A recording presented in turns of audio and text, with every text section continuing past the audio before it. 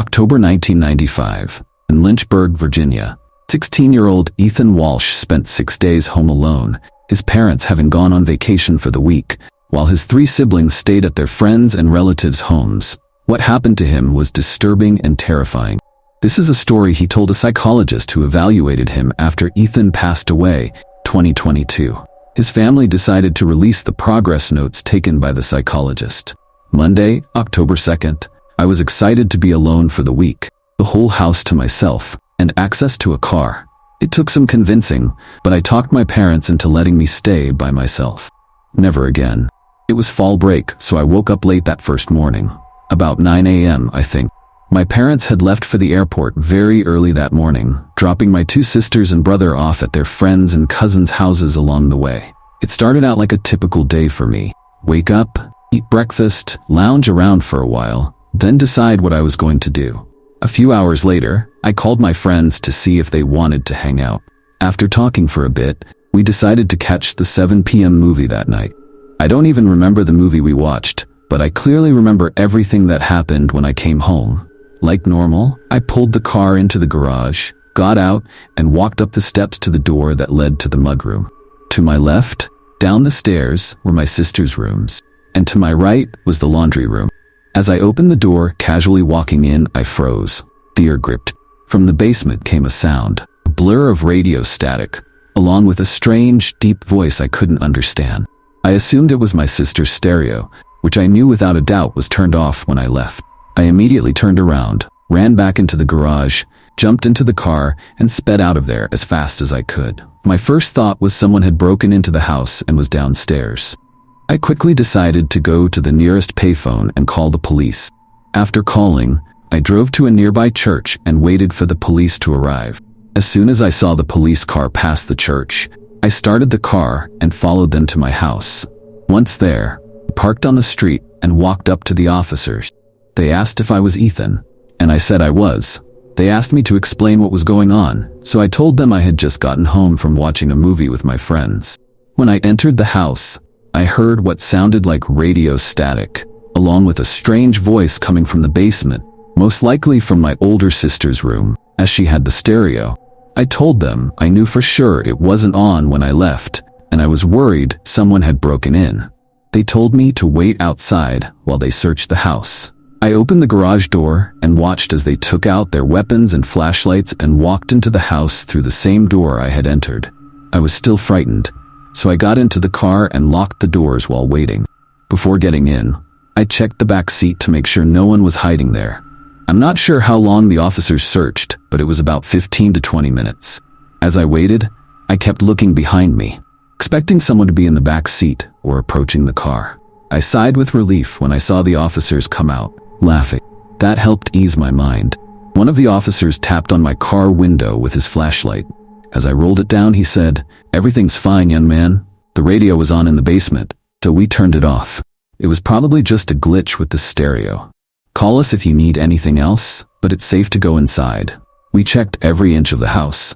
As I watched them drive away, I thought I should go stay at my cousin's house. They were only 10 minutes away. I ultimately decided I was just being a wimp and really wanted to enjoy my week alone, as it was rare I ever got time to myself like this.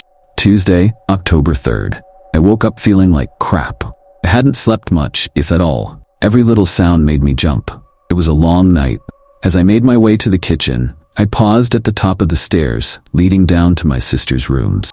A chill went up my spine, and an eerie feeling overcame me as I stood there, looking down the dark stairwell. The house was completely silent. Part of me wished I had gone to my cousin's house the night before. After breakfast, I decided to go back to bed to get rid of the headache I had. I thought it must be from lack of sleep. I think I'd been asleep for a few hours when I thought I heard something whisper my name. Then, the stereo in my room suddenly turned on. Very loud, even though it was a few feet away. I heard the strange, deep voice again. I immediately sat up and backed into the corner of my bed. After that, I don't remember much of that day, except much later. I remember opening my eyes and sitting on the couch, staring at the TV. It was already dark outside, so it must have been late. It took me a few minutes to get my bearings. I was confused, like I was in a dreamlike state. What happened to my day? I thought. I got up, ate something, then went back to bed. Wednesday, October 4th. When I woke up that morning, I was standing in my sister's room, staring at the stereo. I stumbled backward and shrieked, hitting the wall, then falling to the floor. I had no idea how I ended up in the basement. I lay there for a while, stunned with fear. Suddenly the stereo came blaring on. I quickly sat up, trembling. A few seconds later I heard the voice again, coming from the stereo. I still couldn't understand what it was saying.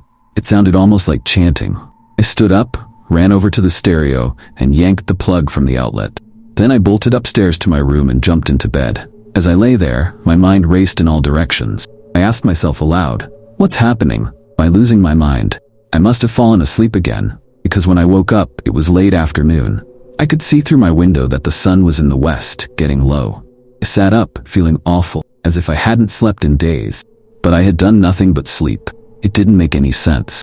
I sat on my bed for hours, just staring at the floor, until I finally got up and went downstairs. I was dying of thirst and hunger, so I ate a lot and drank almost half a gallon of water. Then I went back to bed.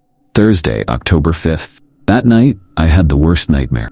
I dreamed I was hiding in my closet, watching someone I didn't recognize sleep in my bed. I looked down and noticed a knife in my hand. The person in my bed then sat up and stared at me. They motioned for me to come out of the closet. As I stepped forward, I could see the person glaring at me with a sinister smile. They pointed to the wall in my bedroom. I walked over to it, looked down at the knife, and made a deep cut into my arm. Blood flowed out, dripping onto the floor. I dropped the knife and dipped 2 fingers into the wound, then started writing something on the wall. When I finished, I stood there, staring at the wall, but I couldn't see what I had written. Suddenly I heard my sister's stereo blaring again from the basement. I woke up, jumped out of bed, and fell to the floor. As I looked around, I saw a pool of blood on the floor. I looked up at the wall and saw words written in blood. Angelus Mortis. I screamed aloud, what the hell is going on? I glanced down at my arm and saw a fairly deep cut. I rushed to the bathroom and bandaged it up. When I returned to my room, I stood there, staring at the writing on the wall. I had no idea what the words meant. I began wondering if I was truly awake or still dreaming. I couldn't tell what was real anymore. I looked at the clock. 3 p.m. My head was spinning, so I went back to bed. Friday, October 6th. When my eyes opened, I was standing outside. I gasped when I realized where I was. In my neighbor's backyard, looking through their glass door. It was the middle of the night. I nearly screamed when I looked down and saw I was holding our kitchen knife. I slowly backed away toward my house and went inside. I placed the knife on the counter and stood in the kitchen, staring out the window. I'm not sure how long I stood there. Could have been hours. I don't remember what I was thinking, just staring into the darkness. As it began to get light outside, I made my way to my bedroom, went back to bed, and fell asleep. Saturday, October 7th. I was startled awake by someone yelling my name. Ethan, Ethan, stop it. As I came to, I was standing over my youngest sister. She was bleeding profusely, with her arms raised in a defensive position. I looked down at my right hand and saw I was holding our kitchen knife, ready to strike her again. My father suddenly came flying at me from behind, tackling me to the ground. He wrenched the knife from my hand and yelled to my mother, Sarah, call the police now. I watched as my mother ran to the phone on the wall and dialed 911. As she spoke to the police, she looked at me with utter dread in her eyes. I'll never forget that look, as long as I live. It will haunt me until the day I die. The 2 police officers who had come to our house earlier in the week arrested me and took me to jail. At the end of the conversation, the psychologist asked Ethan if he knew what Angelus Mortis meant. Ethan responded, in Latin, means angel of death. The psychologist then asked him what he thought caused the stereo to randomly turn on with the strange voice. Ethan replied, the angel of death. Ethan spent the remainder of his life in a state mental institution. Each year, he fell further into darkness, eventually reaching the point where he no longer communicated or even looked at anyone. He passed away in 2022 from unknown causes. Ethan's family moved out of Virginia in 2000 to an undisclosed location. For more chilling horror stories, please subscribe. Thanks for watching.